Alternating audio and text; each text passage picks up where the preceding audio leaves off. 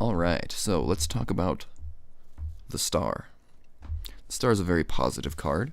Um, Among the many layers of symbolism, the main one I would point out as far as a basic reading would go, if you were to pull this in a reading, is this star right here, the idea of like the North Star, that sense of direction. It's almost like having like an internal magnetic north, having that spiritual kind of goal, that inner striving to where you know that that's what you're always going towards. This star, this sense of spiritual awakening is the thing that you're always going for. And it's like a sense of refocusing. So it can have to do with the idea of like spiritual fulfillment. Not necessarily the actual fulfillment of it, but the idea of focusing one's attention and path towards spiritual fulfillment as a real thing, as a real goal in life. So again, on the deeper level of the more esoteric explanation here of this soul, this being going through its awakening through the process of the major arcana,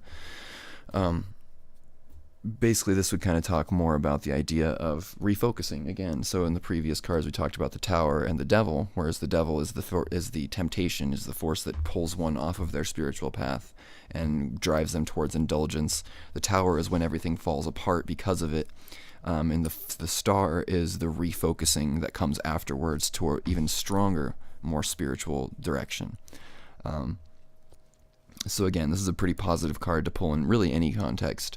And it can have to do with the idea of bringing both the conscious and subconscious awareness into your everyday life for the purposes of guiding towards this spiritual attainment, this spiritual fulfillment. That pretty much covers it as far as a quick general overview for this card. As always, you can talk for hours on end about these things. Really when we talk about the tarot, every single color, every single symbol means something, and you can go on and on. There are people who have studied the tarot for many, many years, and there's always something new to learn. So anyways, that covers this card. Let's get into the next one in the next video, number 18, which is the Moon. So I'll see you there.